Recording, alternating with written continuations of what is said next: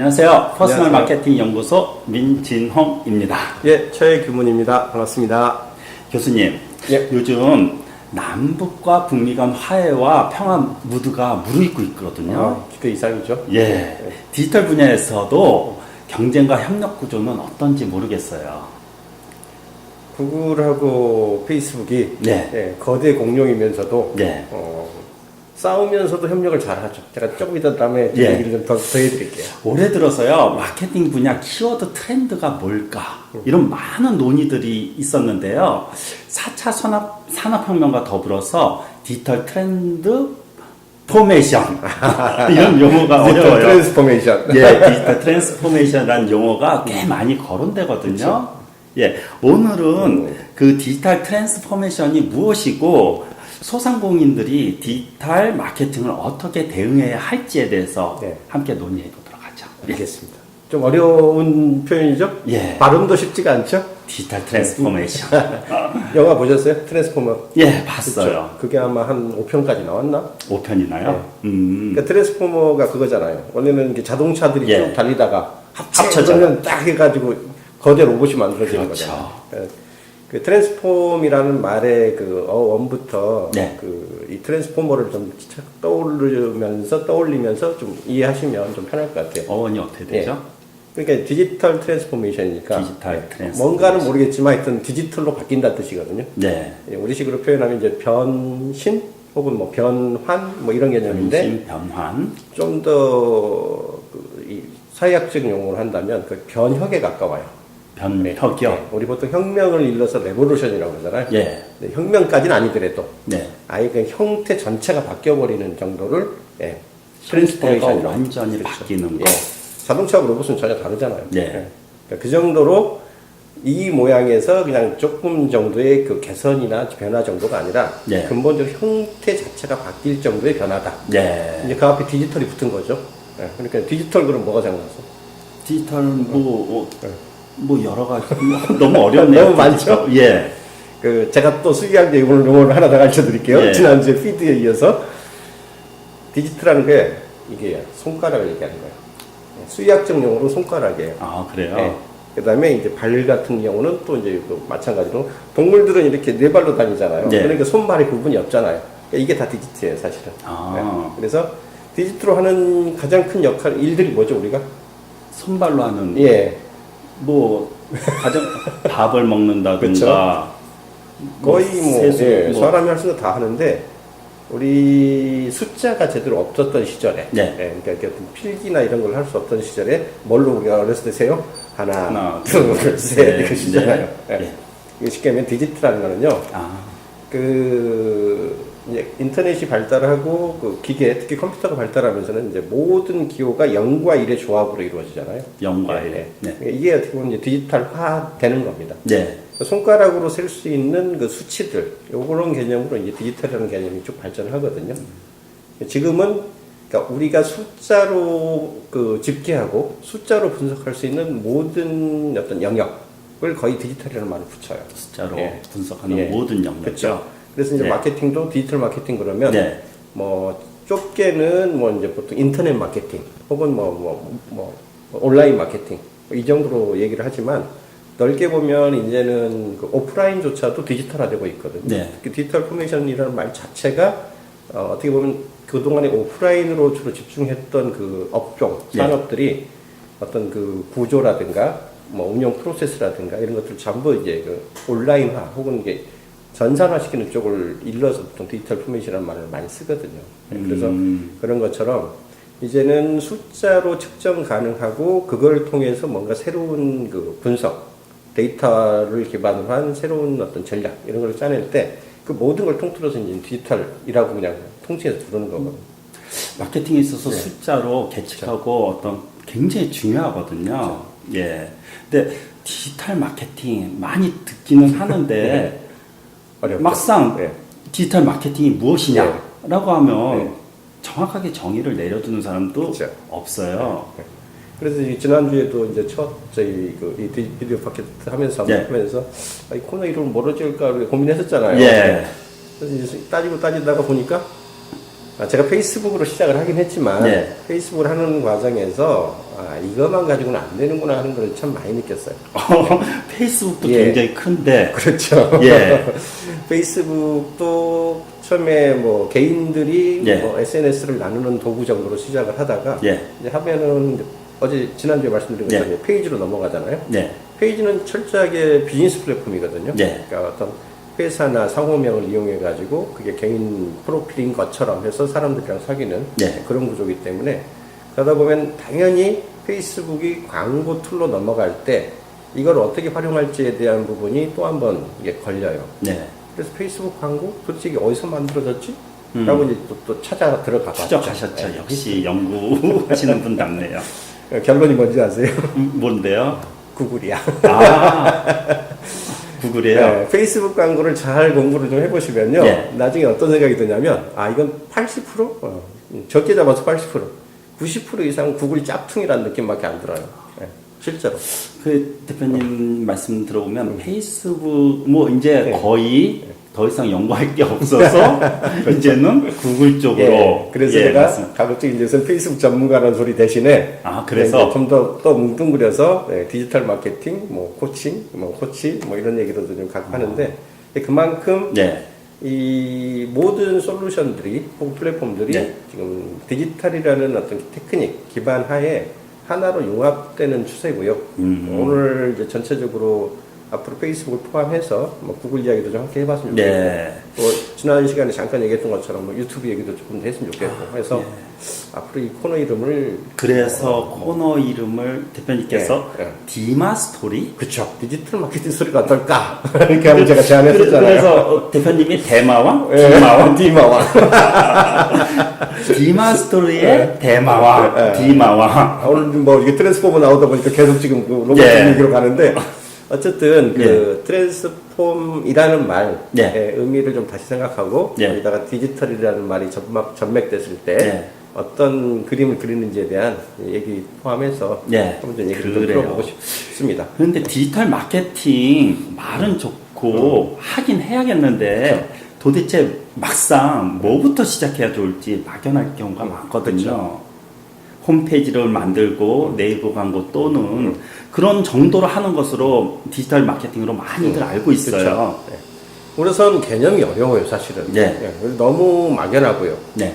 이게 왜 그러냐면 디지털이라는 말 자체 아까 제가 이 디지털한 어원이 있다고 말씀드렸지만 이 디지털의 의미를 사람들이 받아들이는 분마다 네. 각각 다 다르겠어요. 그렇죠. 제가 그 기업체 이렇게 그 코칭이나 자문하러 가가지고 이렇게 대표님들 만나서 여쭤보거든요. 혹시 여기서는 그동안 디지털 마케팅 어떻게 해오세요? 라고 물어보면요. 네이버 저희 마케팅. 옛날부터 계속 해오고 있었어요. 라고 얘기하세요. 그래서 뭘 어떻게 하셨는데 그러면 우리 네이버 광고 거기서 하고 있는데? 이러시거든요. 보통 어떤 네. 소상 기업인들은 다 그렇게 생각을 하죠. 그러니까 그분들 입장에서는 네이버 키워드 광고만 하셔도 자기 네. 디지털 마케팅을 하고 있는 거예요, 사실. 뭐 인터넷 광고만 해도 그럼요. 디지털 광고를 하고 예, 있고. 온라인 광고 내가 하고 있다. 그러면 디지털 마케팅 이미 하고 있는 거예요. 네. 틀린 말은 아니죠. 예. 그 틀렸다고 할 수는 없는데, 네. 그건 디지털 마케팅의 개념을 매우 협소하게 이제 그 해석하고 네. 그걸 그렇게 알고 계신 거고, 예. 실제로는 얼마나 이 영역이 넓으냐면, 제가 오늘은 특별히 예. 시트를 한 장 준비를 했어요. 아, 그래서, 요 네. 시트요? 예. 저기 우리 PD님 나중에 이거 파일로 한번 제가 따로 드릴 테니까 예. 나중에 뽑아주세요. 예. 보시면 이거 같이 좀 보면서 예. 얘기하면 여기 보면 예. 파일로. 아니 예, 나중에 보여주세요. 보시면 디지털 트랜스포메이션 예. 핵심은 오프라인 마케팅이 온라인 마케팅이랑 융합되는 거예요. 네. 이쪽에서 넘어가는 게 아니고 두 개가 하나로 아. 합쳐지는 겁니다. 쉽게 오프라인과 얘기하면. 온라인이 예. 융합된다. 그렇죠. 그런 개념을 일단 보셔야 되고 그러면 당연히 온라인 마케팅의 크기가 있겠죠. 네. 우리가 생각하는 온라인 마케팅이 굉장히 그 여러 종류의 카테고리가 많죠. 있는데 예. 가장 대표적으로 나누면 이렇게 나눠져요. 블로그 마케팅, 소셜 SNS 마케팅, SNS, 그다음에 요새 비디오 뜨고 있는 비디오 마케팅. 예, 동영상 마케팅. 그 외에 다른 영역들이 더 있어요. 뭐 오디오 이메일, 마케팅. 이메일 마케팅도 있고 뭐도 있고 더 있는데 예. 전체적으로 이 세 가지 카테고리를 모아서 보통 우리가 이제 온라인 마케팅 그렇죠. 온라인 하면 예. 이 온라인 마케팅의 오프라인 영역조차도 지금 숫자화 된다고 그랬잖아요. 그렇죠. 가장 대표적으로 여기도 지금 우리가 지금 카페에서 지금 촬영을 하고 있잖아요. 네. 카페에서 우리 커피숍 뭐 커피 사 마시고 나면 나중에 계산하시잖아요. 네. 계산할 때 꼭 뭐 하라고 하지 않아요? 누르라고. 뭐 누르라고 그래요? 뭐 이름이라든가 전화번호 누르라고 그러죠. 예. 지금 혹시 저희 회원이세요? 그러면 예, 그러면은 거기 뭐죠? 마일리지 찍어드릴 테니까 예, 전화번호 누르세요. 전화번호를 왜 누르게 할까요? 수치화해가지고 나중에 추적해서 뭐 세일즈 하려고. 그렇죠. 예. 어떤 사람이 우리 그 매장에 와가지고 커피를 주문했어. 네. 이 사람이 다시 와줘야 되잖아요. 그렇죠. 그러면 이 사람한테 뭔가 우리가 이 사람만의 어떤 그 연락 DB가 있어요. 그렇죠. 연락 수단을 가지고 다시 왔을 때 네. 지난번에 오셨는데 또 오셨네요. 뭐 이런 어떤 서비스를 해줘야지 그렇죠.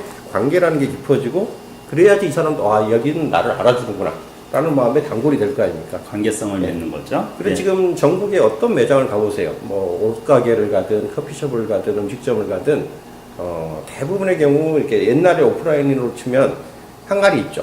명함을 넣어주세요. 그렇죠. 네, 명함 넣고 가시면 뭐 한 달에 몇 사람 추첨해서 추천해가지고 무슨 뭐 선물을 가족 드리겠습니다. 무슨 뭐 시식권 드릴게요. 뭐 이런 네. 하잖아요.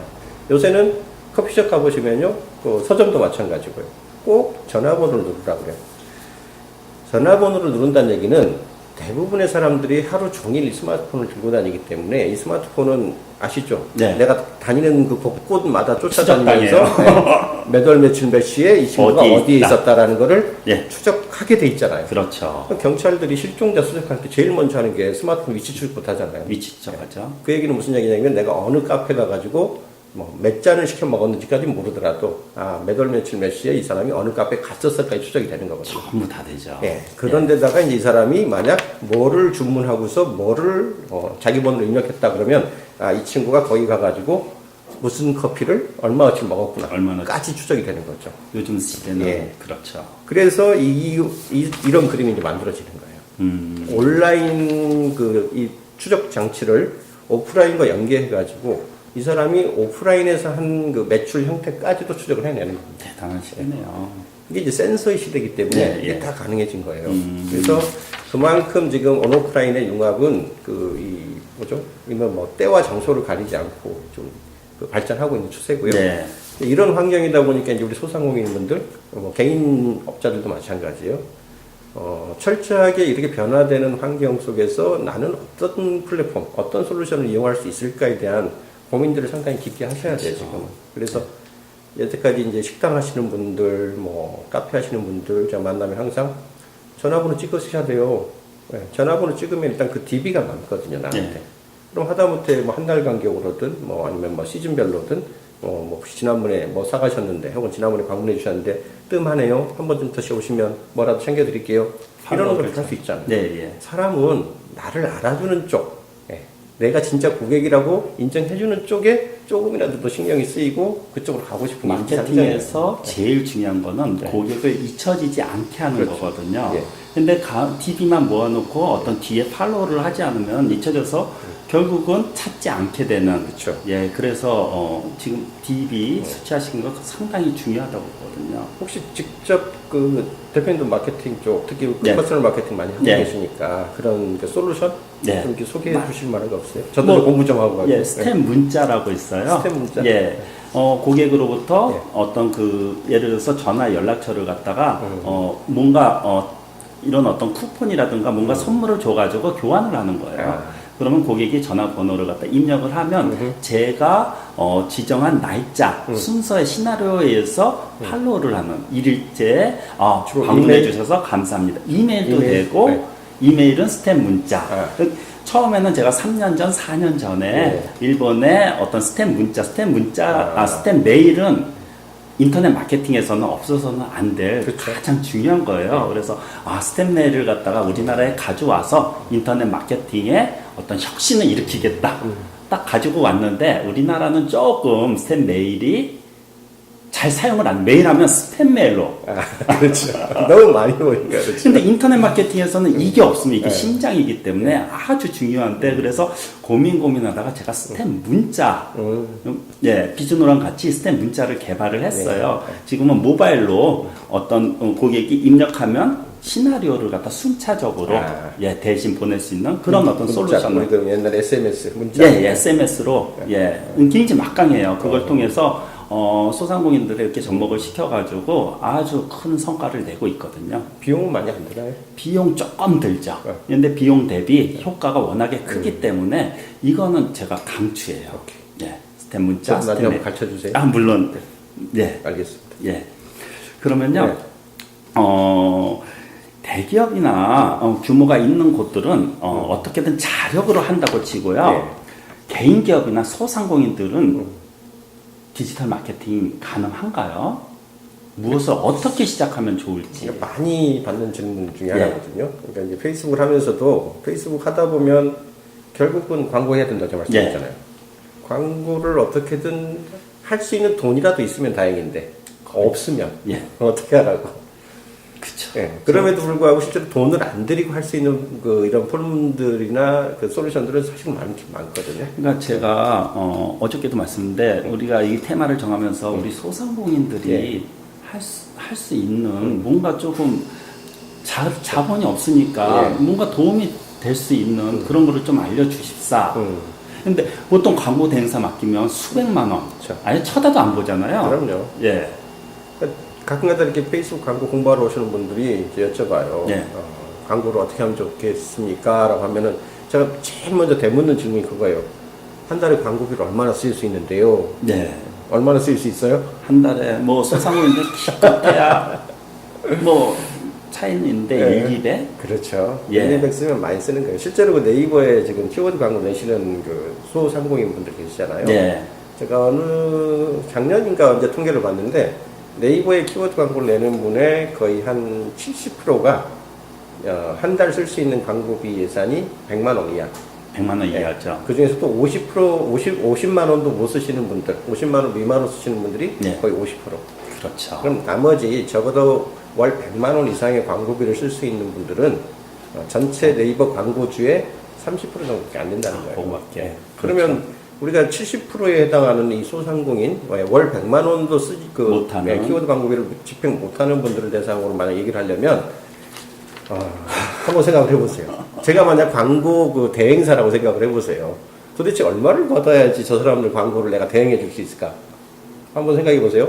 네이버 같은 경우는 지금 광고비를 일단 내면 그 중에서 웬만큼 그 급이 있는 네. 대행사들이 10% 정도를 이렇게 백마진으로 받아요. 10%. 예. 만약 100만 원을 집행을 하신다고 그러면 10만 원. 예, 이분들이 대행료를 받아갈 수 있는 게 10만 원입니다. 예, 10만 원. 그러면 근데 대대행이라고 있어요 또. 예. 그 네이버랑 계약이 안 돼 있어서 그 이 계약자하고 다시 예. 하층 이렇게 하도급이라고 해야 되나? 그렇죠. 건설로 치면 예. 그 밑에서 받아서 하는 데들이 있거든요. 더 그런 데들은 5%밖에 못 받아요. 그러면 100만 원어치 광고비를 줬는데 5만 원. 이 대행사가 받아갈 수 있는 게 5만 원밖에 안 돼요.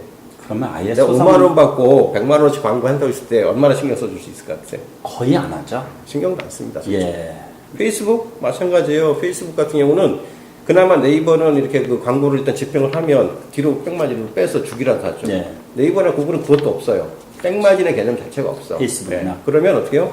광고비는 광고비대로 주고 네. 예, 이 광고를 내가 관리 운영을 하겠어요라고 하면 그 관리 운영비 쪽으로 별도로 줘야 돼요. 별도로 주죠. 예, 광고주가 그 대행사한테.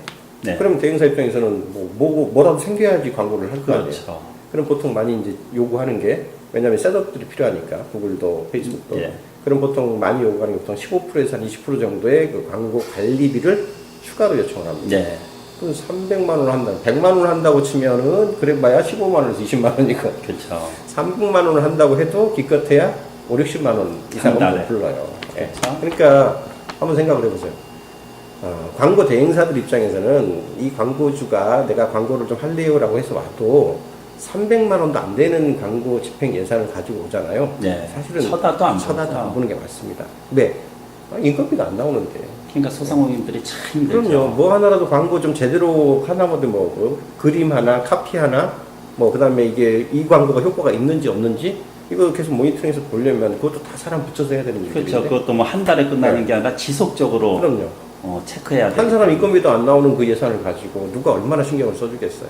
그러니까 미안하지만 페이스북 광고가 됐든 네이버 광고가 됐든 구글 광고 말할 것도 없고 이런 광고를 대행사한테 위탁을 시켜가지고 내가 관리하는 것만큼의 어떤 정성을 들여서 광고를 해줄 수 있는 그 대행사를 찾는다. 거의 끄시는 게 맞아요. 맞아요. 저도 좀 대행사 쪽에 조금 이렇게 넘겨봤는데 거의 네. 남의 일 하듯이 하더라고요. 근데 제가 대행사 친구들 만나보면 또 그 사람들도 뭐 벌을 수 있는 수입이 뻔하니까 그렇게 한다면 또 욕할 수도 없거든요. 그렇죠. 다만 이제 조금 이제 마음이 좋은 대행사를 만나시면 이제 좀 적은 돈으로 하면서도 조금씩 가르쳐주죠. 네. 일단 이런 거는 좀 이렇게 알아서 해보세요. 이런 거는 이렇게 하시면 좋아요. 그나마 이제 그런 착한 대행사를 만나면 조금 내가 주워들어서 공부할 게 좀 생기는 거고요. 그러니까 이야기를 들으면 들을수록 네. 조금 소상공인들한테 좀 암울하거든요. 어렵죠. 예. 그래서 개인 기업이나 소상공인들이 어떻게 하면 좋을까요? 우선 이제 제가 그 개인적인 그 경험으로 좀 말씀드리면, 네. 그래서 아무리 소상공인 분들이 하더라도요, 그 몇 가지 공부를 하셔야 돼요. 네. 특히 그 페이스북을 통해서는 그 추적, 네, 픽셀 심어서 네, 그렇죠. 추적 광고, 추적 마케팅이라는 걸 좀 공부를 하셔야 되고, 강력하죠. 예. 네. 그리고 그 다음에 내가 그 추적한 내용을 어디서 누가 어떻게 움직이는지를 그 성과를 좀 보고 싶으시면 네. 구글 분석을 좀 공부를 하셔야 돼요. 구글 애널리스트 예. 어려워요, 사실은. 어렵죠. 어렵기 때문에 접근들을 아예 포기를 하고 저걸 내가 어떻게 해요라고 하시지만 또 핵심만 엑기스만 또 잘 좀 접근을 하시면 기본은 따라갈 수 있어요. 그리고 그 셋업 단계는 그 본인들이 못 하세요. 네. 사실 셋업은 어떤 형태든 간에 뭐 싼 비용이든 비싼 비용이든 좀 이렇게 잘 해줄 수 있는 분들한테 그 찾아가지고 맡기시면 돼요. 단 셋업은 한 번만 하면 되는 거거든요. 네. 지속적으로 하는 건 아니니까. 네. 이제 일단 처음에 설정 단계에서 일정한 외부 도움 좀 받으시더라도 네. 그 다음부터는 이제 내가 이 데이터를 볼 수 있는 훈련들을 좀 하셔야죠. 광고를 만드는 것도 공부하시고. 결국은 자본이 없는 그렇죠. 그런 경영자들은 어차피 대행사의 광고를 넘기지는 못하는 상황이기 때문에 그렇죠. 본인 스스로 조금 네. 연구를 해가지고 기본적인 거는 할 수밖에 네. 안 하면 점점 도태되니까. 설령 대행을 하려고 하더라도 내가 알아야지 시킬 수 있어요. 그러니까. 아는 만큼만 부려먹을 수 있는 게 이쪽의 맞아요. 업계 특성입니다. 그래서 힘드시긴 하겠지만 그 페이스북 같은 경우는 아까 이전에 말씀드린 대로 그 페이지는 기본적으로 만드셔야 돼요. 네. 페이스북은 페이지 그 브랜드가 자기를 홍보하기 위한 페이지를 일단 먼저 만들지 않으면 예, 기업. 아예 광고 자체로 허용을 안 해줘요. 안 해주죠. 예. 네. 개인 이름 말고 우리 가게 이름 아니면 우리 브랜드 이름, 회사 이름 이렇게 해서 그 페이지라는 걸 따로 하나 만드시고 그걸 기본으로 해가지고 이제 그 서로 관계를 트고 필요하면 광고를 하고 그렇게 해야만 기본적으로 광고를 할 수 있는 자격 자체를 주고요. 만약에 이제 광고를 내가 할 줄 몰라서 아니면 아직 그런 부분에 대한 그 지식이 너무 짧아서 못하겠다 그러면 일단 페이지라도 운영하는 방법을 좀 공부를 하셔야 돼요. 유튜브 보면요. 요즘 동영상 마케팅 시대에서 얼마든지 만드는 방법이라든가 많이 나와요. 광고하는 널려 방법이라든가 있어요. 정말 많아요. 그냥 구글 가가지고 페이스북 페이지 만들기 한번 쳐보세요. 페이스북이 그 강점을 갖는 이유 중에 하나가 네. 이 만드는 걸 너무 쉽게 해줘요. 네. 하다못해 내가 브랜드 페이지를 하나 만들고 싶다 그러면요. 브랜드 우리 페이지 이름 뭘로 할까? 그 다음에 우리 프로필 사진이죠. 이거 그냥 우리 그 회사 마크를 쓸까? 네. 우리 가게 뭐라 그러죠? 캐릭터 같은 거 있으면 이거 그림을 쓸까? 아니면 그냥 아예 그냥 내 얼굴을 내밀어 버릴까? 이것만 딱 정하시고 배경 화면은 뭘로 하지?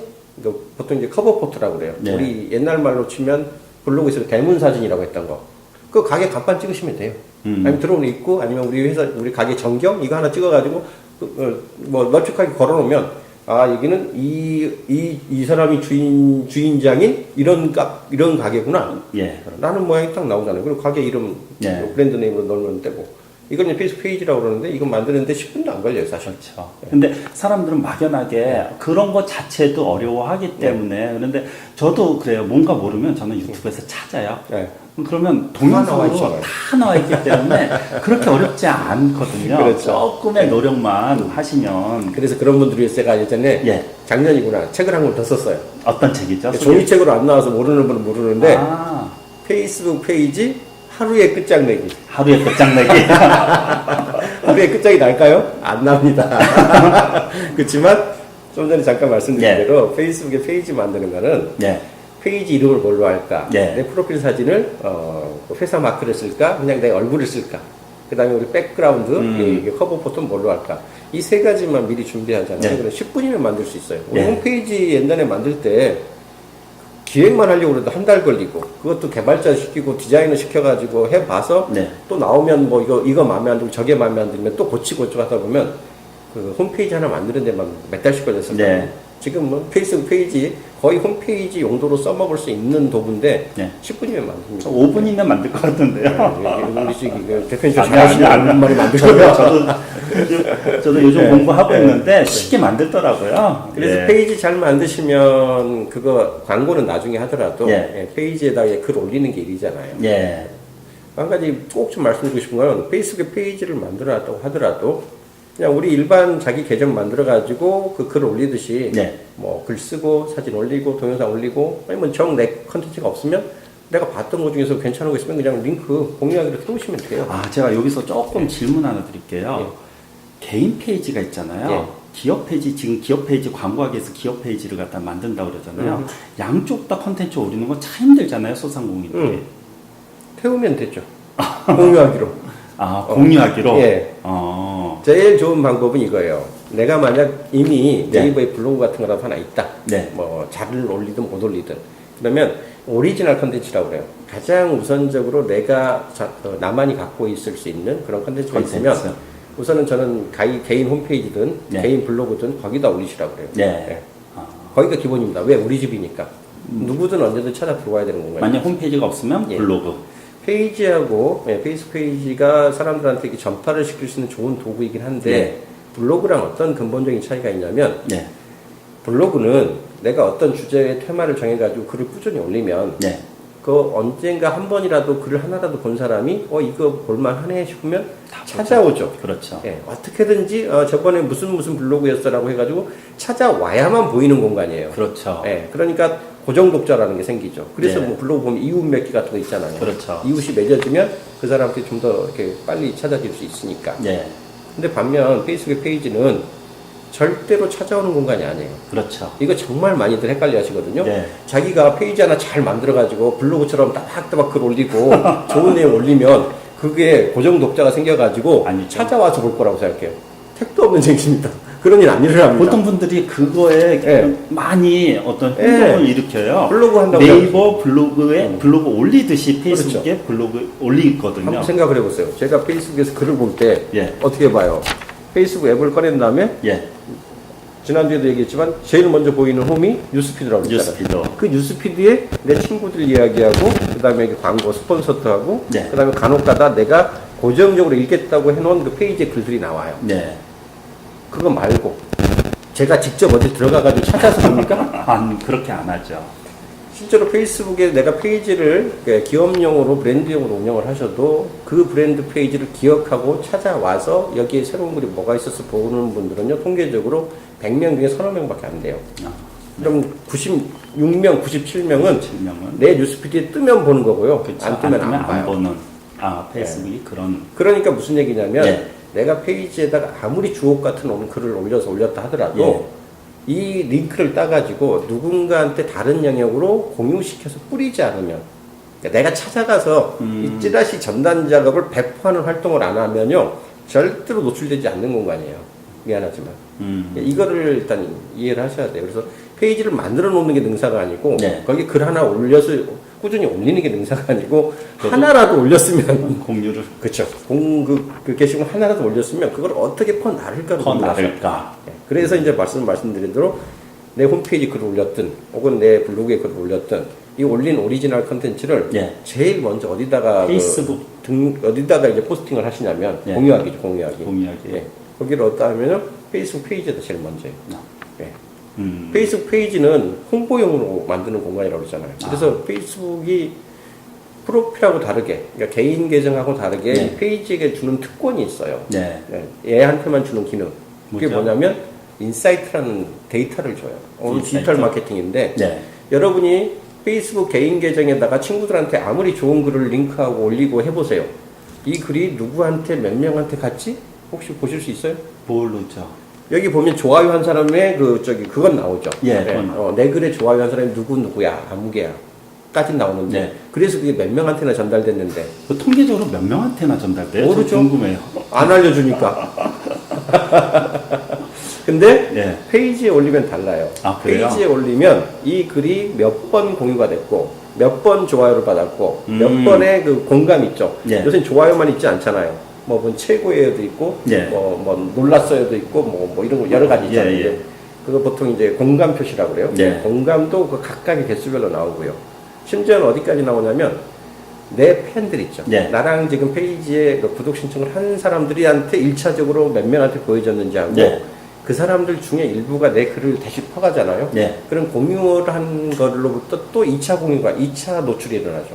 그러면 1차 공유에 노출된 정도와 그 다음에 내 글이 누군가 내 팬들에 의해서 공유돼 가지고 2차 노출이 얼마 일어났는데까지도 까지도 구분해서 보여줘요. 개인 페이지가 예. 아니라 예. 그 기업 페이지예요. 다 보여요, 다. 그리고 심지어는 이제 그래서 뭐 요 포스트와 연관된 사진은 몇 번 클릭이 됐고 주변에 있는 링크는 몇 번이 클릭이 됐고 또 그래서 뭐 긍정적 반응인데 심지어는 부정적 반응은 얼마나 일어났는가. 누군가가 기분 나빠가지고 이 글을 이 사람이 보낸 이 페이지에서 보낸 글을 차단시켜 버리진 않았나. 좋아요를 취소해 버리진 않았나. 그런 까지로 다 분석돼요. 이게 무슨 얘기냐면 당신이 올린 글이 실제로 다른 사람들한테 전달이 됐을 때 어떤 반응을 일으키는지를 당신이 스스로 알고 분석할 수 모니터링 있다. 한 다음에 그거에 다시. 맞는 대안을 올리세요라고 안내를 해주는 거예요. 이거는 돈 한 푼도 안 받아요. 네. 근데 이걸 안 써먹는다니까요. 그래서 그러니까 제가 많은 분들한테 비즈니스적으로 페이스북을 하고 싶으시면 당신의 컨텐츠를 고객이 어떻게 반응하는지를 공부를 하시고 분석을 하셔야 됩니다. 그러려면 페이지를 하셔야 됩니다라고 하는 거예요. 그래서 페이스북을 예. 해야 되는군요. 그래서 페이지를 하셔야 되는 거예요. 페이스북을 페이스북을 하더라도. 개인 페이지가 아니라 페이스북 그렇죠. 페이지를 개인 해서 계정에서는 그런 분석을 전혀 안 해주거든요. 아. 예. 누가 비즈니스적으로 하라고 그래서 친구 사귀라고 했지? 내가 그걸 왜 분석을 해줘? 근데 페이지를 하시는 건 전혀 달라요. 그러니까 페이지를 해야 되는 대표적인 그 이유를 두 가지만 네. 대라고 하면 이 전파 범위가 제한이 없다. 홍보용으로 하기 때문에 그 페이스북에 페이지 올리는 글은요 누구한테 보여주고 누구한테 보여주지 마 이렇게 옵션을 제한할 수가 없어요. 네. 그냥 만인 공개예요. 만인 공개로 돼 있어요. 공개. 네, 무조건 다 공개고 네. 개인이 올리는 글은요 요건 나만 볼게. 요건 내 친구 애인이랑만 볼게. 이거 그 다 선택하는 게 가능하거든요. 페이스북에 페이지 올리는 글은 절대 안 됩니다. 그냥 만인 공개예요. 잘 모르는 사람들이 그래서 개인 페이지에다가 열심히 컨텐츠 올리고 그러는데 그래서는 안 되는군요. 그래서 일단 누구에게나 네. 보일 수 있다는 장점을 네. 이용하고 또 아까 얘기했던 것처럼 그렇게 보여줬을 때 누구에게 몇 번이나 도달이 되었고 그래서 이게 얼마만큼 어떤 반응을 일으켰는지 보통 참여하고 반응이라고 해요. 네. 참여가 어느 정도 일어났는지를 세세하게 분석을 해주고 뭐 심지어 동영상 콘텐츠 같은 경우는 뭐 몇 명이 봤는지 몇 초를 봤는지 몇 퍼센트까지 본 사람은 몇 퍼센트인지까지도 다 분석을 해주거든요. 그러니까 이제 이 컨텐츠 하나가 사람들한테 얼마만큼의 반응을 일으켰는지를 아주 디테일하게 분석을 해줄 수 있는 툴을 준다는 차원에서도 이 페이지는 쓸만하죠. 저 오늘 공부 많이 하네요. 네. 왜 제가 지금까지 페이스북을 별로 안 하려고 그랬는지 좀 후회가 되네요. 저는 개인정보 때문에 자꾸만 이렇게 멀리 했는데 마케팅이나 비즈니스 하는 분들이라면 꼭 해야 되는. 개인정보는 전혀 고민하실 필요 없어요. 페이지는 누가 만드셔도 상관없어요. 왜? 그렇죠. 예, 만든 사람을 따지는 게 아니거든요. 누구 이름으로 활동하는가를 따지는 거지. 그래서 관리자, 공동관리자 여러 명 두셔도 돼요. 제한도 그렇죠. 없어요. 예. 그러니까 이제 그런 툴을 잘 쓰시라는 거 하나. 그래서 일단 그 아까 얘기했던 것처럼 디지털 마케팅 돈 안 들이고 할 수 있는 거 뭐예요? 네. 광고 못 하시겠으면 페이스북에 페이지만 하나 잘 만드셔가지고 꾸준히 내 고객, 잠재 고객이라고 생각되는 사람들이 좋아할 것 같은 컨텐츠를 만들어 올리시고 네. 내가 못 만들겠으면 어디 퍼서라도 나르시면 돼요. 퍼서라도. 모든 게 공유가 가능한 네. 시점이니까. 그래서 나르시면서 그 반응들을 체크하시라. 그러니까 이게 일단 가장 기본적으로 쉽게 빨리 홈페이지도 없어도 할 수 있는 그런 방법이고 네. 그 다음에 이렇게 해서 이제 페이스북의 페이지를 이런 컨텐츠를 뿌리는 용도로 만약 활용할 수 있다고 그러면 네. 그 구글을 자꾸 검색기로만 좀 생각을 하시는데 네. 구글은 지메일 계정을 하나 만들고 그 오른쪽 가면 이제 자기 얼굴이 하나 있죠. 원래 프로필 등록을 하면 얼굴이 들어가고요. 네. 안 그러면 동그라미 마크에 프로필 마크에 그냥 자기 이름 두 글자만 딱 나오는 때가 네. 있어요. 근데 그 옆에 보면 점박이 9개가 있어. 땡땡땡땡땡. 대단하죠, 그게. 그게 뭐냐면 구글에서 공짜로 제공하는 애플리케이션들을 펼쳐보는 어마어마하죠. 예, 애플리케이션 그 일종의 탭이에요. 네. 딱 열어보시면요, 구글에서 제공하는 추가 메뉴들이 쫙 펼쳐집니다. 구글 지메일은 기본이고요. 거기 구글 드라이브라고 해가지고 MS 오피스 몇십만 원짜리 줘야만 살 수 있는 그 툴들, 용량들. 문서 기능, 스프레드시트, 엑셀 기능, 파워포인트 기능 다 들어있고 거기에 설문지 기능도 있거든요. 이런 것들을 다 공짜로 쓸 수 있도록 제공하고요. 마케팅을 할 수 있는데 예. 모든 유용한 그렇죠. 기능들. 그 외에 구글이라는 플랫폼을 이용해서 할 수 있는 기능들이 거의 한 30가지 정도가 다 무료로 네. 예, 펼쳐져요. 그 중에서 한두 개만 갖다 쓰셔도 어마어마하죠. 예, 어마어마하죠. 예. 이제 가끔가다 제가 시골 그 농촌 가가지고 농부님들 열심히 그 농사 지어가지고 이제 그 가을에 추수 때 이제 팔잖아요. 네. 이분들 어떻게 파는지 아세요? 카카오 스토리에다가요. 예. 몇 킬로짜리 한 박스 얼마에 팝니다. 해가지고 올리죠. 그냥 마구제비로 SNS 뿌리거든요. 예. 뿌리는 거 좋아. 네. 주문은 어떻게 받냐면요. 전화해 주세요. 전화로. 근데 구글 시트짐 사용하면 예. 바로 되잖아요. 근데 그 전화를 받을 때 그 바쁘면 전화도 받을 시간도 없대요, 네. 사실은. 그걸 왜 전화를 받으세요? 그럼 어떻게 해요? 모르니까. 아니, 구글에다가 설문지 하나만 만들어서 그렇죠. 우리가 이번에 올리는 상품 요거예요, 얼마예요, 살 분들 주문해 주세요라고 해가지고 이름, 입력폼. 예, 예. 입력폼이죠. 예, 설문지에다 이름, 보내줄 택배 주소, 연락처, 주문 상품 이거 선택만 할 수 있게 해가지고 그냥 뿌리시면 되는데 네. 그러면 전 송장이라고 그러죠. 네. 송장 리스트 만들 필요도 없는데 왜? 다 만들어니까 다. 엑셀 파일로 예. 그냥 주문과 동시에 만들어지고 심지어는 통계까지 다 나와요. 통계 다 나오죠. 예, 실시간으로. 그래서 이거 1번 상품 주문한 사람 몇 프로, 네. 2번 상품 주문한 사람 몇 프로. 이게 그냥 그쪽에서 응답을 하고 신청을 보내자마자 그냥 몇 시에 만들어져요. 주문했는지 다 나오기 그럼요. 때문에 타임스탬프라고 그래가지고 며칠 날 몇 시에 찍혔는지까지 네. 바로 나오죠. 바로바로 확인이 가능하고. 그러니까 그런 툴만 잘 쓰셔도 사실 어떤 송장 리스트 따로 필요 없고요. 주문서 양식 따로 필요 없고요. 그렇게 할 수 있거든요. 그러니까 꼭 조금만 공부하시면 페이스북의 페이지뿐만 아니라 예, 구글에서 제공하는 무료 툴만 몇 가지 잘 활용을 하셔도 일반 소상공인분들은 얼마든지 활용 어떻게 보면 시대가 변화가 돼가지고 정말 어떻게 보면 소상공인들이 무료로 예전에는 전부 유료였는데 무료로 활용할 수 있는 마케팅 툴이 많죠. 너무 많아요. 예. 그러나 안타깝죠. 예. 안 쓰고 못 쓰시니까. 잘 모르시니까 그런 게 사실 안타까워요. 그럼요. 근데 조금만 본인이 노력하면 유튜브에 검색하면 예.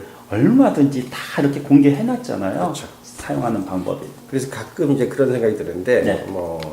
아주 이제 농촌에서 PC를 일반 생활에 쓰실 수 없는 그런 환경이라면 네. 그건 이제 다른데, 그런 분들은 늘 모바일로 다 하시려고 그러거든요. 네. 바람직한 현상일 수는 있는데, 실제로 이렇게 고객들을 관리하거나 이럴 때 보시면, 모바일로는 안 돼요. 어렵죠. 화면이 적고. 예.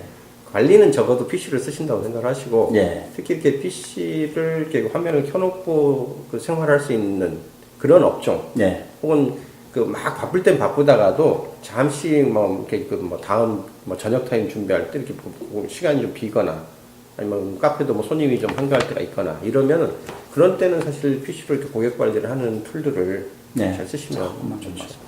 교수님, 예. 디지털 마케팅의 핵심이 결국은 잠재 고객을 숫자로 관리하고 예. 고객을 리스트로 만들어가지고 1대1 맞춤식으로 소통해야 한다는 얘기로 들리거든요. 그렇죠. 그렇다면 어떤 플랫폼을 서비스를 갖다가 이용하는 게 최선일까요? 예를 들어서 페이스북 있고 구글, 유튜브, 요즘은 인스타그램까지 다들 하라고 하는데 네. 그동안 교수님의 경험을 네. 통해서 어떤 터득한 지혜가 있다면 그 노하우를 공유해 주시겠어요? 아까 1대1 맞춤 마케팅 얘기했잖아요. 예. 디지털 마케팅의 이 진화의 방향이기도 하고요. 예. 제가 회사나 대표님들 만나면 제일 강조해서 말씀드리는 것 중에 하나 그거거든요. CRM 하세요? 물어봐요. CRM 뭔지 아시죠? 고객 관계 관리. 예. 고객 관계를 관리한다는 얘기는 이 고객이 언제 우리랑 첫 접촉이 일어났고, 물건을 샀는지, 회원가입을 했는지, 예. 이벤트에 참여를 했는지, 그 자체가 첫 그러니까 만남이죠. 예. 우리가 보통 컨택 그 포인트가 만들어진다고 해서 접점이라고 얘기를 하는데 이 접점이 형성되는 순간부터 매니지먼트에 들어가는 거거든요. 예. 처음 만났으면 우리가 제일 먼저 뭐부터 해요? 인사부터 하잖아요. 인사부터 하죠. 예. 저희 회원이 돼서 감사합니다. 예. 저희 고객, 저희 매장을 찾아주셔서 감사합니다. 인사부터 시작하는 거예요. 네. 왜? 서로가 인사를 터야만 그 다음에 이 사람이 나를 알아주네 싶으면 예. 이제 언제 다시 오든가 또 그럴 거 아니에요. 예. 그래서 이 사람하고 인사를 틀려면 맨 먼저 하는 얘기가 이거잖아요. 그렇죠. 저 아무개예요. 누구세요? 네. 아까 제가 말씀드린 대로 우리가 오프라인 가게를 하면서도 굳이 명함통을 넣어가지고 왔던 고객한테 명함을 받으려고 하는 이유는 예. 그 명함을 그냥 추첨용으로 쓰겠다는 게 아니고, 아니죠. 그렇죠. 그 연락처, 이름, 아니면 어디 회사 이걸 확인해가지고 나중에 뭔가 다시 오게 만드는 어떤 장치를 만들려고 하는 거거든요. 그렇죠. 자, 이게 오프라인에서 명함만 하나 가져와도 고객 관계 관리의 시작이 일어나는 건데 예. 온라인에서는 얼마나 할 수 있는 방법이 많은데요. 많죠. 예. 요즘은요. 예. 지난주 잠깐 얘기했던 그 페이스북의 그 맞춤 타겟 네. 또 마찬가지거든요. 내가 홈페이지를 운영하고 있거나 혹은 블로그는 쉽지 않아요. 네. 내가 자체적으로 내 스스로 그 관리, 소스를 관리할 수 있는 그런 홈페이지야지 가능하긴 한데 우리 사이트에 한 번이라도 방문한 사람들 혹은 우리 쇼핑몰에 한 번이라도 온 사람들한테 도대체 이 사람들이 와서 어떤 카테고리, 어떤 상품에 얼마만큼 관심을 가지고 도대체 몇 초를 머무르고 뭐를 보고 가는지 뭐를 봤는지도 다 나오죠. 추적하거든요. 다 추적해요. 심지어는 페이스북으로 만약 로그인한 상태로 온 분들 같은 경우는 누군지까지도 잡아내요. 다. 구글은 그 로그인을 요구하지는 않기 때문에 강제하기는 않기 때문에 구글 같은 경우는 직접 아무개라고 잡아내지 못하지만 페이스북은 누군지. 구글도 어떤 식으로 잡아내냐면요. 이 디바이스 넘버로 잡아내요. 디바이스 넘버를. 그러니까 PC든 이런 그 스마트폰이든 할 것 없이 인터넷으로 접속해가지고 우리가 통신을 한다는 얘기는 얘가 어디에 있는 애인지 아니까 얘한테 뭐를 우리가 검색했을 때 데이터를 얘한테 나한테 줄 거 아니에요. 스마트폰을 들고 다니는 것만 해도 그렇죠. 다 저희가 추적을. 그러니까 모든 그 인터넷이 되는 모든 기계는 요새 지금 사물 인터넷 얘기하잖아요. 내가 여기서 우리 집 창문 열 수 있다는 얘기거든요. 우리 집에 있는 냉장고한테 지금 온도 너무 세니까 낮춰 이 얘기를 할 수 있다는 얘기는 그렇죠. 그 냉장고가 내가 하는 송신 행동을 통신 메시지를 받을 수 있는 수신 고유 넘버를 갖고 있다는 얘기예요. 우편번호 없이 어떻게 우리가 우편 주소 없이 어떻게 상대방한테 뭘 정확하게 보낼 수 있어요. 무슨 얘기냐면 인터넷이 가능한 모든 기계는 고유의 넘버를 가지고 있고 그 넘버를 추적할 수 있어요. 특히 웹에서는 브라우저에 그런 기능이 다 들어있어요. 그러니까 구글이 자기들이 제공하는 그 공짜 브라우저 있잖아요. 구글 크롬. 이쪽 브라우저를 이용해 가지고 만약 어떤 사이트가 노출이 되면 그게 쇼핑몰이 됐든 홈페이지가 됐든 거기에다 추적 장치로 달아 가지고 여기서 왔던 사람 누가 몇 월 며칠에 누군지는 모르지만 어떤 기계가 여기에 접속해 가지고 어디 페이지를 얼마만큼 보고 갔는지 다 데이터가 남거든요. 그래서 그 사람의 성향에 맞게 광고를 갖다가 하는. 그래서 그 사람이 본 그 페이지에 그 관심 대상이 뭐였는지 그걸 확인해 가지고 이제 거기에 맞는 광고를 뿌리는 그런 구조로 돼 있고. 자, 그러면 이제 CRM이라는 게 고객이니까 일단 고객부터 확인해야 되잖아요. 제가 경험했던 것 중에서 하나 그 팁으로 알려드리면 그 우리나라 분들이 이 스마트폰을 80%가 안드로이드를 써요.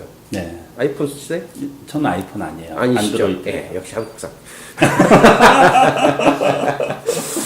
저도 최초로 그 스마트폰은 전 아이폰 쓰다가 제가 한 2년 약정 겨우 채우고 스마트폰 갈아탔거든요. 이유는 뭐예요? 보통 마케터들은 애플 쓰거든요. 교육을 하다 보니까 교수님 저는 그 화면이 안 나와요. 그렇죠? 그래서 그래서 맞춰주다 보니까 어쩔 수 없이 그냥 안드로이드 넘어와서 지금까지 쓰고 있는데 그 안드로이드 폰을 쓰면요. 이 폰을 처음에 개통을 하실 때 나도 모르게 구글 지메일을 의무적으로 만들게 돼 있어요. 그렇죠. 필수죠. 그럼요. 안 만들면 개통이 안 돼요. 안 되죠. 근데 난 그 구글 지메일 만든 적 없어 하시는 분들 많거든요. 우리 어르신들 중에서도. 무슨 소리 하세요? 나중에 거기 계정 모두 가가지고요. 구글이라고 한번 찾아가 보세요. 그럼 선생님도 모르는 그 계정이 하나 만들어져 있어요. 없으면 안 만들어져요. 그리고 이 스마트폰, 안드로이드 폰에 구글 계정이 만들어졌다는 얘기는 무슨 얘기냐면 여기에서 일어나는 모든 정보가 수작을 구글 서버 쪽으로 동기화되고 있다는 얘기예요. 그렇죠. 예. 비축이 되는 예, 거죠. 동기화라고 기억해 놓으세요. 동기화. 여기서 일어난 모든 행동, 여기서 내가 카메라에 사진을 찍었어, 아니면 내가 이거 이메일을 받았어, 어디 문자 갔어. 메시지 나눴어, 이런 대부분의 정보가 동기화 기능에 의해서 구글 클라우드 서버에 다 저장돼 있어요. 그걸 자신이 어디서 볼 수 있냐? 그러면 우리가 고객들이랑 소통하는 것들이 대부분 뭘로 나와요? 통화 기록으로 남잖아요. 네. 그 다음에 그 통화하려면 아무개 몇 번 이런 거 우리 그 새 번호로 등록하고 새 연락처 추가해가지고 하잖아요. 이거 제대로 동기화만 만약 돼 있는 상황이면요. 여러분이 구글에 가가지고 크롬 브라우저 열고 지메일 딱 열었을 때 사람들은 지메일 그러면 그 메일로만 알죠. 메일만 봐. 예. 뭐 혹시 스팸이 있으면 안 보고 그렇지. 그다음에 친구가 온 거 있으면 그 메일 눌러서 보고. 근데 거기 보면 받은 편지함 그 편지 쓰기 그 마크 위에 예. 이게 그 선택지를 눌러보시면요. 주소록이라고 나와요. 주소록 나와요. 그 주소록을 한번 들어가 보세요. 그러면 내가 여기서 새로 등록했던 그 번호들, 새로 만나서 통화했던 사람들, 그 다음에 혹시라도 그 사람에 대해서 내가 몇 월 며칠 날 뭐 때문에 통화했어라고 메모 남기잖아요. 네. 예. 그 메모 남긴 것까지 고스란히 거기에 동결해서 나와요. 그래서 그것만 쭉 그 엑셀로 다운받아가지고 그것만 가지고 해도요, 고객 관리가 가능해요. 그게 쉽게 얘기하면 구글에서 만들어 놓은 지메일의 그 부가 기능으로 있는 주소록 기능만 잘 활용을 하셔도 그 주소록이 이 스마트폰이랑 연동되어 있기 때문에 그것만 가지고도 여러분 폰에 들어있는 고객들 다 관리하실 테니까요. 그러니까 CRM이 별게 아니에요. 예. 이게 되게 어렵게 생각하시면 막 무슨 큰 돈 주고 뭐 하나 솔루션 그 사다가 얹혀야 될 것 같지만요. 예. 그냥 구글에 있는 주소록만 잘 활용하세요. 혹시 예. 구글 안 쓰시는 분들은 그 인터넷 그 아웃룩 쓰시거든요. 아웃룩. 그 MS 아웃룩. 예. 예, 마이크로소프트에서 제공하는 그 이메일 프로그램. 예. 거기도 그런 기능 다 들어있어요. 그러니까 우리가 생각하는 이메일의 그 주소록이나 연락처 기능은 네. 어떻게 얘기하면 우리가 서로 일상적으로 소통하는 그 잠재 고객들이랑 네. 관계를 관리할 수 있는 스몰 CRM 툴이에요. 그것만 잘 활용하셔도 사실 그 큰 그 비싼 돈 주고 솔루션 안 깔아도 쓸만한 게 많아요. 지금 말씀하신 뭐 예. 페이스북, 구글 중심으로 말씀하셨잖아요. 뭐 유튜브, 예. 뭐 인스타그램, 뭐 그런 아. 것까지. 예. 유튜브, 인스타그램은 나중에 우리 그 대표님께서 좀 더 공부해서 하시죠. 예, 알겠어요. 유튜브까지는 제가 지금 책임질 영역이 아닌 것 같고, 인스타그램은 뭐 페이스북의 자매품이니까 예, 연동해서 하나만 말씀드리면, 예. 자, 인스타그램이 그 어떤 컨셉으로 이해를 하시면 제일 좋냐면, 트위터를 옛날에 혹시 해보셨어요? 네. 예. 트위터 보통 옛날에 그 핵심 그거잖아요. 140자 이내로 140자 예, 나의 짤막한 현재 상태를 친구들한테 전해서 네. 퍼뜨리게 하는 거. 이거였는데 140자의 트윗이 그냥 사진으로 바뀐 것 뿐이에요. 글 쓰는 거 140자 줄이는 것도 머리가 아프잖아. 네. 그러니까 그냥 찍어서 올리기만 해. 대신 이게 사진은 그냥 봐가지고는 뭔지 인공지능도 요새 많이 이제 개발이 돼서 그 무슨 고양이 개 구분하지 옛날에는 네. 고양인지 개인지 구분도 못했거든요. 그렇죠. 그 시절에는 이 사진이 뭐에 관한 사진이냐라고 최소한 키워드는 붙이겠어요. 그게 해시태그예요. 그게 해시태그. 네. 그래서 길게도 안 써요. 그냥 사진 한 장 찍고 여기 어디, 아니면 여기 무슨 장면, 네. 예, 그리고 샵 붙여가지고 해시태그 뭐 이렇게만 해서 그냥 올려버리거든요. 네. 그래서 이게 대표적으로 팔로워냐 팔로잉이냐, 내가 저 사람 거를 구독을 하는 관계냐, 내가 올린 그 사진을 다른 사람이 많이 보는가, 이런 차이거든요. 그래서 인스타그램은 한마디로 얘기하면 사진 트위터예요. 사진 트위터. 예. 그냥 140자 문자가 사진으로 바뀐 것 뿐이에요. 따라서 인스타그램을 가지고 어떤 비즈니스 용도로 쓰시려면 내가 올리는 이 사진을 최대한 많은 사람들이 구독을 해서 봐야 돼요. 팔로워가 많아야 네. 된다는 얘기예요. 그럼 어떻게 해요? 내가 정말 무슨 뭐 연예인급 셀럽이 돼가지고 팬들이 많아서 내가 그냥 글 하나만 올리고 사진 한 장만 올려도 막 퍼간다고는 모를까? 예. 그러지 않으면 어느 세월에 내가 올린 사진이 좋다고 누가 알고 그거를 퍼가겠어요? 그렇죠. 전부 안 일어나요, 예. 절대로. 그러니까 만약 인스타그램을 가지고 비즈니스 용도로 잘 쓰고 싶다라고 하면은 제일 1차적으로 해야 되는 네. 건 이 트위터의 성격을 그대로 이해를 하시고 네. 아, 팔로우를 늘려야 되는구나. 내 팔로워. 팔로워. 예. 내가 누군지 알고 팔로우를 해줘요. 그러니까 먼저 하시는 방법 어떻게 해요? 많이 딴 사람들 인스타그램에 거의 중독돼 있다 싶은 사람들이 보이면 관심 있는? 무조건 가가지고 먼저 그 사람들을 팔로잉을 하는 거예요. 예. 그러면 또 이 팔로우 세계에 그 예. 에티켓이 있거든요. 예. 다시 마팔. 저 사람이 내 걸 팔로잉 해주는데 나도 이 사람을 나도 해줘야 돼. 해준다. 마팔이라고 하는 예, 거죠. 마팔. 예. 우선은 제일 예. 쉬운 그 팔로우를 늘리는 제일 쉬운 방법은 마팔밖에 없어요. 예, 예. 그리고 그냥 하면서 제가 구독했으니까 제 거 마팔 해주시면 고맙겠어요라고 하면 예. 일단 뭐 예의상이라도 해서 늘어나긴 늘어나요. 제가 옛날 트위터 그렇게 하지 5만 명까지 늘려봤더니 5만 명? 지금 아무도 안 봅니다. 제가 네. 뭐 유튜브는 조금 네. 아는데 네. 예를 들어서 네이버에서 키워드를 갖다가 장악을 하면 굉장히 단가도 많이 들고 비용도 어마어마한데 유튜브는 찬스예요. 지금 아무도 하지 않기 때문에 키워드 잡기가 바로 예를 들어서 뭐 사장님들의 어떤 원하는 키워드를 갖다가 경쟁이 굉장히 낮아요. 그래서 그런 동영상 만들어가지고 제목에다가 어떤 순서에서 넣어버리면 바로 검색이 될 수 있거든요. 예. 그래서 사장님들이 나는 동영상 이렇게 올렸는데 아무도 안 본다. 아무도 안 볼 수밖에 없죠. 독자가 있어야죠. 제목 넣는 방법. 네. 제목이 제일 중요해요. 될 수 있으나 사장님들이 원하는 키워드를 갖다가 앞에다가 넣는 거. 당연하죠. 그 다음에 설명문 넣는 방법. 태그 넣는 거. 제가 시간이 있으면 나중에. 저도 좀 배울게요. 그래서 유튜브는 정말 강력해요. 예. 오케이. 예, 그래서 유튜브 어떤 앞으로 제가 많이 같이 이렇게 공유하도록 할게요. 예. 그 인스타그램 죽기 전에 조금만 더 말씀드리면 이제 그렇게 해서 내가 팔로우를 늘리면 좋은데 예. 그 팔로우 하루아침에 안 늘어요. 또 내가 또 올리는 그 컨텐츠가 그럴듯해야 늘어나죠. 그렇죠. 그거 없으면 누가 올릴까요? 그 다음에 할 수 있는 방법은요.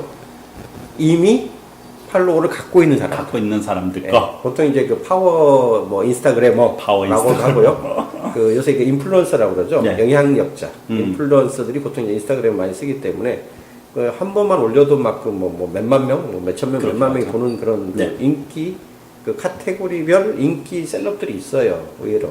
네. 만약에 그분들을 좀 잘 사귀실 수 있으면 저 사랑해요, 저 팔로잉해요, 저 팬이에요 그러면서 잘 관계를 터놓으시고 그런 방법. 행여라도 내 걸 꼭 좀 노출하고 싶을 때 그 관계가 잘 터지면 제 거 하나 좀 올려도 좋을까요? 라고 할 수도 있고요. 예. 반대로 그쪽에서 이게 너무 상업적으로 보여서 안 받아줄 것 같다 싶으시면요. 역으로 이렇게 하는 방법도 있어요. 그분이 올린 그 그분이 올린 그 컨텐츠 있잖아요. 네, 그럼. 이미 막 몇만 명 셀럽을 갖고 있으면 뭐 하나 올려도 그 눈에 띌만 하니까 올리는 네. 그 팬들이 붙는 거거든요. 그거를 제가 좀 이거 갖다 퍼서 써도 될까요? 라고 그런 식으로. 네. 네. 양해를 미리 구하는 거예요. 이번에 우리 님께서 올리는 그 사진이 너무 마음에 들어서 제 팔로워들한테도 좀 보여주고 싶어요. 혹시 당연히 네. 하죠. 허가도 괜찮을까요? 라고 물어봐서 그쪽에서는 자기 팬들이 또 늘어날 수 그렇죠. 있는 기회니까 그럼 오케이 해줘요. 오케이 웬만하면. 예. 보통 예쁜 쭉쭉쭉 빵빵한 분들이 꼭 그래서 네, 교수님. 오늘 주제를 주로 구글과 페이스북을 중심으로 디지털 마케팅 방법론에 관해 말씀해 주셨는데 저기 마지막 질문. 네. 그럼 네이버는 네이버 어떻게 해야 돼요? 이 계륵 같은 제일 중요한. 제가 페이스북 중심으로 많이 마케팅을 이제 얘기를 하지만 예. 늘 이제 그 네이버에 대한 질문이 올 때 제일 사실 곤혹스럽거든요. 그렇죠. 안 할 수 없고 안 하면 하자니 어떻게 해야 될지 그래도 또 막연하고 아까도 말씀드렸지만 뭐 조그만 그 키워드 광고라도 한번 해보려고 그러면 돈이 막 빠져나가는데 그렇죠. 뭐 허투루 잘못했다가는 돈만 날리고 효과는 없을 것 같고 그래서 특히 이제 소상공인 분들한테 네이버가 작년 재작년 그 2016년 말 정도부터 예. 큰 변화가 한번 왔다고 치면 생각하시는 게 맞아요. 그렇죠. 혁명이 일어났죠. 그렇죠. 네이버가 그동안에는 이제 그 광고에 입각한 그 키워드 광고로 거의 돈을 벌었었거든요. 예. 근데 이것만으로 안 되겠다라는 좀 약간의 그 문제의식들이 나오기 시작했죠. 예. 그 이제 햇빛으로 그 구글이나 페이스북이 동영상 광고 쪽으로 치고 들어오는 부분들이 있었고요. 또 하나는 이제 카카오가 그 마케팅 도구로서 이 스마트폰을 장악을 하면서 카카오 오토 택시. 마케팅, 예. 카카오 택시를 비롯해서 이 오프라인과 온라인을 연결하는 쪽으로 이렇게 치고 들어가니까 네이버가 네이버 입장에서는 이거 놔두면 안 되겠네 큰일 이런 나겠다. 생각이 든 거죠. 네. 그래서 전면적으로 2016년 말부터 정책에 큰 변화가 옵니다. 핵심 정책의 변화가 뭐냐면 네이버로 이미 만들어진 거의 한 3,700만이라고 그래요. 네. 유저를. 3,700만 국내 사용자 기반으로 이들이 아까 말씀드린 대로 거의 한 70%가 소상공인들이라고 했잖아요. 네. 이 70%에 해당하는 소상공인들이 자기 돈을 들이지 않더라도 비즈니스를 할 수 있는 플랫폼을 만들어주자. 공짜로. 그랬죠? 예. 그렇게 해서 그동안에 이제 모두도 만들고 모바일 홈페이지 모두에서부터 시작해가지고 그 다음에 무슨 뭐 텔레폰 예약 기능 거기에 무슨 뭐 플레이스 기능 여러 개가 이렇게 분산적으로 있었던 거를 다 하나로 뭉치기 시작합니다. 예. 그래서 네이버 비즈니스 플랫폼이 만들기 시작해요. 예, 무료로 많이 예. 만들어졌죠, 소상공인을. 그게 작년 말 정도, 그 다음에 올 초에 걸쳐서 거의 완결이 돼요. 예. 그래서 지금은 거의 이제 하나의 플랫폼으로 완성이 됐고요. 완성됐죠. 그 마지막에 만들었던 폼이 뭐였냐면 예전에 엔샵으로 시작했던 그 네이버 스토어팜을 이번에 이름까지 바꿨잖아요. 스마트 스토어로. 스마트 예. 스토어. 그래서 지금 네이버가 그 소상공인 분들을 중심으로 한 비즈니스 플랫폼을 완성을 시키면서 네. 이름을 다 스마트로 통일하고 있어요. 스마트. 예, 스마트 플레이스, 스마트 뭐 넘버, 뭐 네. 이런 식으로. 예. 그래서 마지막에 이제 스토어까지 통일한 게 스마트 스토어입니다. 스마트 스토어. 그냥 스토어팜이라고 생각하시면 돼요. 네. 예, 그래서 거기까지 완결이 되면서 실제로 내가 뭐 홈페이지를 만들 돈도 없다. 네. 혹은 뭐 쇼핑몰에 입점할 무슨 뭐도 없다. 뭐 다 이래도 물건만 있으면 거의 돈 한 푼 안 들이고 무료로 다 만들어서 네. 등록해서 사업을 할 수 있도록 지금 환경을 네이버가 제공을 해요. 그렇죠. 그래서 쓸만해요. 네. 제가 한 2년 전만 해도 네이버를 하면 어떨까요? 하면은 그냥 보기 흔들었거든요. 저도 네. 그래요. 지금은 안 그래요. 지금은 지금 당장 하세요. 당장 가진 게 없으시면 네이버부터 하세요라고 얘기를 해요. 네이버 예. 블로그부터 하세요. 그 중에서 특히 네이버는 이제 블로그가 워낙 그 힘이 있긴 한데 블로그가 좀 어렵긴 해요. 어려워요. 예. 네. 왜냐하면 컨텐츠가 중요해서. 네이버의 그 C랭크 알고리즘이 나온 그 2016년 말 이래로 신규 블로그가 이게 노출될 수 있는 그 기회, 적어졌죠? 가능성이 매우 지금 제한됐거든요. 예, 맞아요. 그건 좀 따로 네. 논의를 하시고 일단은 신규로 네이버를 활용하겠다고 생각되는 분들이 있으면 자기 블로그가 됐든 홈페이지가 있든 만들면은 그걸 기반으로 하시되 네. 꼭 등록을 하셔야 돼요. 우리 사이트 등록. 네. 옛날에 그 비즈 등록이라고 했나? 네, 예. 지금 그래서 제일 먼저 등록을 하셔야 될 게 뭐냐면 맥. 네. 특히 이제 오프라인의 가게를 유지하고 계신 분들은 지도 등록. 지도 주소를 꼭 등록을 하셔야 네. 되고요. 지금 스마트 플레이스라는 이름으로 아마 통일됐을 거예요. 바뀌어서. 네. 그리고 지도 등록을 하게 되면 이제 여기가 어느 위치에 있는 집이다. 네. 그런 거에 따라서 맵하고 연동이 되기 때문에 클릭만 하면 바로 그 뜨죠. 지도가 뜨게 돼 네. 있고요. 또 거기에 뭐까지 연동할 수 있냐면 스마트 비즈 넘버라고 그래가지고 전화번호를 등록을 하잖아요. 네. 옛날에는 그냥 전화번호를 등록해가지고 특히 이제 모바일로 스마트폰으로 연결될 수 있는 번호면 그냥 클릭만 하면 네. 상대방 가게 전화번호를 이렇게 연결할 수 있는 기능이었었는데 네. 지금은 네이버가 거기서 한 발 더 나갔어요.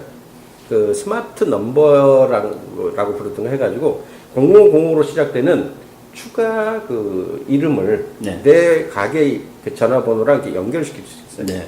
근데 이 번호를 하나만 딱 그 1대1로 매칭시키는 게 아니라 여러 개를 둘 수 여러 있어요. 개. 0505 시리즈로 해가지고 네. 맨 끝번호가 1, 2, 3, 4 이렇게 하고서 1은 아파트 1단지에 보내는 번호, 2는 아파트 2단지 보내는 번호, 3은 3단지에 보내는 번호 이런 식으로 같은 번호인데 실제로 연결되는 건. 근데 실질적으로 분석을 상대방이 콜을 해올 때는 1번인지 2번인지 3번인지 구분할 수 있도록 돼 있어요. 수치할 수 있어요. 그러면 내가 똑같은 찌라시를 한 장 뿌리더라도 네. 찌라시라는 말이 제 입에 붙어서 전단지? 그런데 광고 전단지를 어디다 뿌렸더라도 이게 1단지 효과가 있는지 2단지 효과가 있는지 3단지 효과가 있는지를 이 스마트 넘버로 오는 번호만 가지고도 어떤 채널이 더 효과적인지를 구분할 수 있는 정도까지 중요하죠, 마케팅의 분석. 예. 그러니까 이제 우리가 오프라인에서 제일 많이 쓰는 툴이 전화잖아요, 실제로. 그렇죠. 그러니까 이제 그런 네이버의 지금 비즈니스 플랫폼은 그런 단계까지 지금 진화가 돼 있는 상태예요. 네. 그래서 그 꼭 회사에 대한 사이트 등록, 지도 등록, 전화번호 등록, 요건 기본으로 깔고 가라. 네. 거기에 만약 우리가 주문을 미리 예약해서 받을 수 있는 곳이라든가, 아니면 음식점이어서 뭐 테이블 주문을 미리 받는다든가 뭐 이런 경우는 예약 기능 역시 또 공짜로 쓸 수 있고요. 또 모바일 그 모두라는 홈페이지 네. 쓰면 좋아요. 그쵸. 전 무조건 필수적으로 쓰라고는 말씀 안 드리는데 모두를 만들어 놓으면은 왜 같은 이름으로 검색했을 때 먼저 뜰 확률이 상위에 높거든요. 뜨죠. 그쵸. 예. 그 효과 네이버. 때문에 예. 그 효과 때문에 네이버 그 모바일 홈 만들기도 모두도 어렵지 않아요? 쉬워요. 쉬우니까 예. 만들어 놓으시면 첫 번째 관문 우리를 찾아 들어오는 첫 번째 관문으로 게이트를 하나 더 만들 수 있는 효과들이 있죠. 크죠. 예. 돈 안 들이고 예. 바로 되는 겁니다. 그리고 이제 정말 꾸준히 잘하고 싶으시면 이제 블로그를 잘 키우셔야죠. 블로그 오래 걸리죠. 오래 걸리죠. 그래서 그런 정도의 툴로 예. 네이버는 새로운 그 소상공인들을 위한 새로운 비즈니스 플랫폼으로 충분히 활용 가치가 있다. 그리고 여기 이제 스마트 스토어에 입점할 수 있는 물건까지 여러분이 갖고 계시다면 네. 한번 꼭 좀 써먹어 볼 만하다. 이런 말씀 드리고 싶어요. 사실 인터넷 마케팅이 요즘 들어서 네. 뭐 한 10년 전만 하더라도 뭐 없었잖아요, 거의요. 근데 이거를 마케팅으로 활용한 지는 그 몇 년, 한 몇 년. 그러니까 해피해진 거예요, 사실 어떻게 따지면. 옛날 같으면 내 홈페이지 내가 내 돈 들여서 뭐 내가 디자인하고 그래가 또 유지 보수하려면 또 돈 들어가고 그러다 또 없어지면은 뭐 돈만 날아가고 네. 이런 구조였는데 지금은 내가 내 돈 들여서 만들 게 하나도 없어요, 사실. 그렇죠. 다 무료로 이용만 가능하고. 하실 수 있습니다. 네. 근데 공부하셔야 돼요. 페이스북. 네이버가 이런 기능으로 발전했다는 거 안 들으면 몰라요. 그쵸. 010 번호를 몇 개를 쓸 수 있다? 이거 다 최근 기능들이거든요. 그러니까 유튜브도 그렇고 페이스북도 그렇고 구글도 그렇고 예. 인스타그램도 그렇고 전부 무료로 얼마든지 마케팅 홍보를 할 수 있는 예전 같으면 예. 수백 수천억이 수천만 원 네. 이렇게 드는 막대한 금액이 드는데 오늘의 결론 공부하세요. 예, 지금 시청해 주시는 분들은 잘 모르시면 일단은 유튜브라든가 얼마든지 있으니까요. 한번 검색해 보시고 그래도 모르시면 혹시 1대1 뭐 일단 한번 그 상담 문의를 갖다가 해 주시면 저희가 거기서 엄선해 가지고 또 질문을 갖다 드리면 그거에 답변을 해 주시기 바래요. 예. 오늘 좋은 말씀 감사합니다. 앞으로도 더욱더 소상공인을 위해서 좋은 말씀 재밌는 얘기로 재밌는 찾아뵙겠습니다. 얘기. 예, 감사합니다. 고맙습니다. 영상을 끝까지 시청해 주셔서 감사합니다. 이 영상이 마음에 드신다면 채널 구독 버튼을 눌러주세요. 저희가 발신하는 정보를 자동으로 받아보실 수 있습니다. 좋아요, 댓글도 부탁드립니다. 감사합니다.